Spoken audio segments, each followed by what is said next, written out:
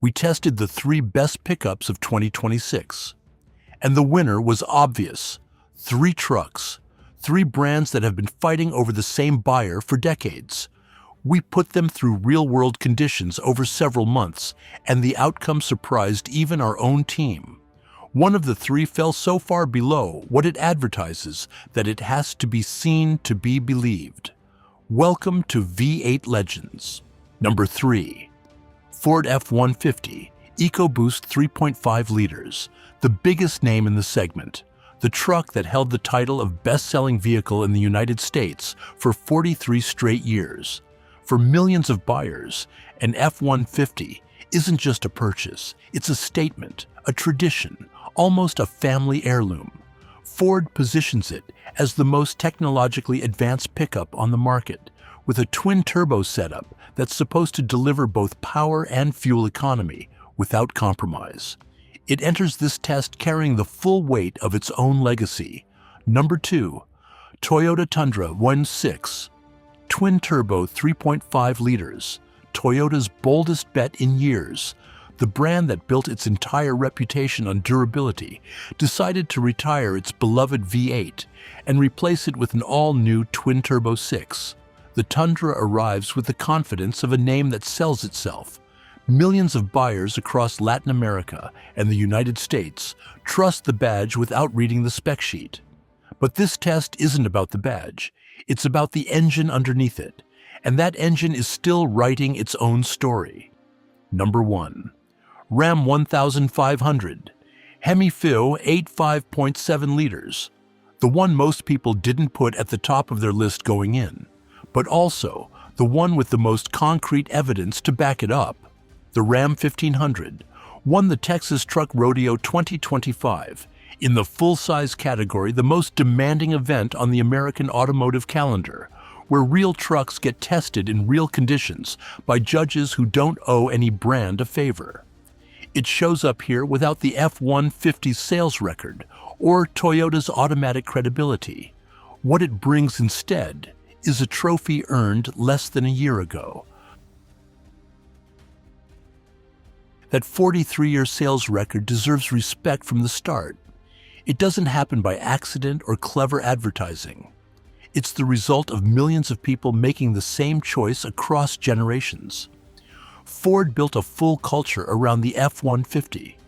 There are families in the United States who have bought F-150s, the way others pass down traditions. No other truck on this list has that. But 2024 brought a crack in the foundation. For the first time in over 4 decades, the F-150 lost the sales crown to the Toyota RAV4, a crossover SUV. That's not just a number to note and move on. It signals that buyers are starting to question things they used to accept without hesitation. On documented reliability, the EcoBoost profile looks quite different from what Ford's advertising shows. The variable valve timing phasers on this engine are its best-known weak point among experienced mechanics. When they go, the engine makes a sound that owners consistently describe as a can of bolts rattling around in the block. Ford issued internal technical service bulletins about this, not public recall notices, but documents that tell dealership staff how to handle the complaint when the customer walks in. The response in many cases pointed to owner-used oil as the cause. Ford blamed the customer. The engine kept making the same noise. The owner kept making loan payments on a truck the manufacturer refused to acknowledge as flawed. In towing, the F-150 EcoBoost 3.5 liters holds its ground with a maximum rated capacity of up to 13,000 pounds in specific configurations. Under sustained load, the engine responds with authority, and the thermal management system stays within expected parameters. When heavy towing is the main job, the F-150 delivers what it promises. Real-world fuel consumption is where the EcoBoost argument starts showing its limits. Under sustained load or in extreme heat, the turbo demands considerably more fuel than factory numbers suggest. Owners report city consumption figures of 14 to 16 liters per 100 kilometers in heavy traffic. That's not a shock to anyone who understands how turbos behave under pressure, but it was a shock to buyers who purchased an F-150, expecting the EcoBoost to save money at the pump over a V8. Ford sold efficiency. Many owners got a turbocharged engine that under stress drinks just as much as the V8 it replaced, but with more components that can fail. The projected 3-year ownership cost adds another layer. A variable valve timing phaser repair on an F-150 EcoBoost can start at $4,000 and climb depending on accumulated damage on a truck that costs $68,000 new and likely still has active financing.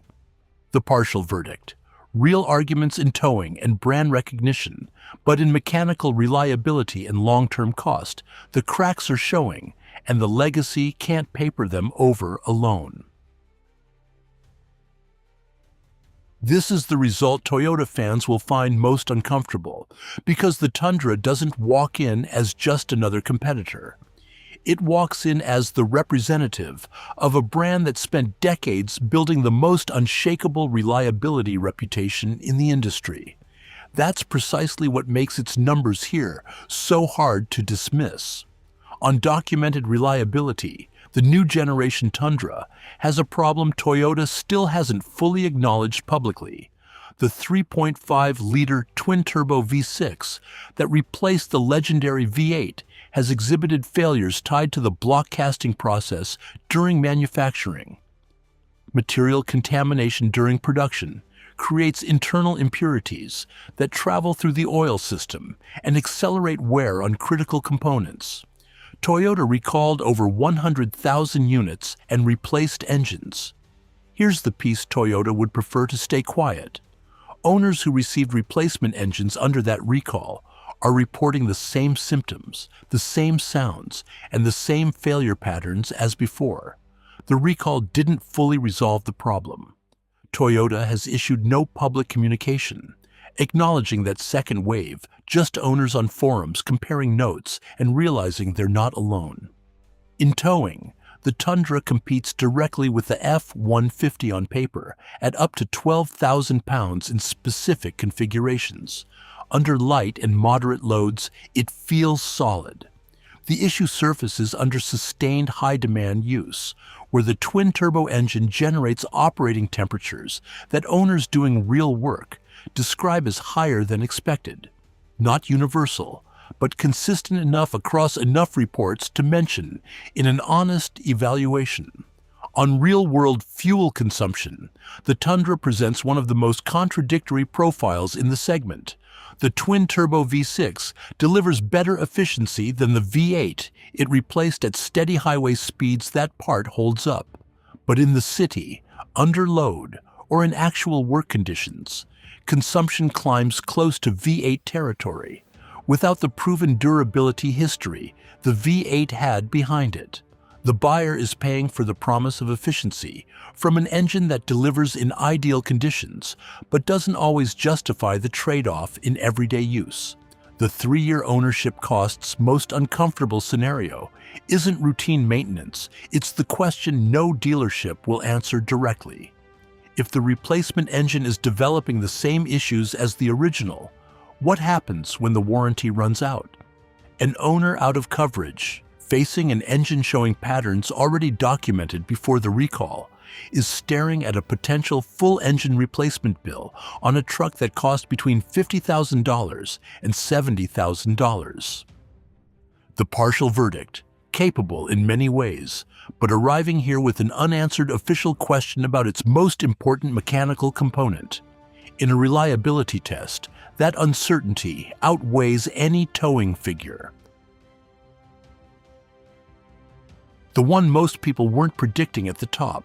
The Ram 1500 doesn't carry the F-150's sales dominance or Toyota's automatic credibility, but it arrived here with something the other two didn't bring: a trophy earned less than a year ago. On documented reliability, the Hemi has something no marketing budget can purchase: time. This engine has been in the field for decades. There are Hemi-powered trucks with 300,000, 400,000, and in some documented cases, over 500,000 kilometers on the clock, still working in daily conditions. That track record doesn't exist for a new generation engine, not because newer engines are worse, but because time is the only test environment that doesn't lie. In that environment, the Hemi has decades of data that the other two simply don't have yet. The Hemi's known failure points exist and should be stated plainly. Hydraulic lifters in certain use conditions can develop problems, and owners have dealt with that diagnosis. But here's the key difference from its rivals. The Hemi has a documented record of when it fails, how it fails, and what it costs to fix. That's not a weakness, that's information. A buyer with information can make decisions. A buyer with a 2-year-old engine and no real-world failure history doesn't have that option. In towing, the Hemi V8 makes its clearest argument. With a maximum capacity of up to 12,750 pounds, the naturally aspirated V8 under sustained load produces a more stable thermal profile than a turbo engine working at its ceiling. The low-end torque delivery gives a towing feel that turbocharged engines replicate on a spec sheet, but that on long grades or in high heat operates differently. The judges at the Texas Truck Rodeo noticed. Owners who tow every single day noticed too. On real fuel consumption, the Hemi doesn't win this category, and there's no point pretending otherwise.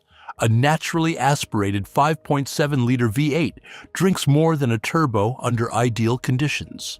In real mixed-use driving, the Ram 1500 Hemi averages between 14 and 17 liters per 100 kilometers depending on load. If fuel economy is the primary purchase priority, the Hemi isn't the right answer. On 3-year ownership cost, the Hemi recovers ground strongly. The maintenance structure of a naturally aspirated V8 is simpler than a turbocharged engine, with pressurized components constantly under thermal stress. Fewer parts under elevated stress means lower failure probability in those specific components. The Hemi's service network is also the most mature of the 3. Any independent mechanic in any city across the United States or Latin America knows this engine. That real-world accessibility is worth considerably more than anything on a specification sheet.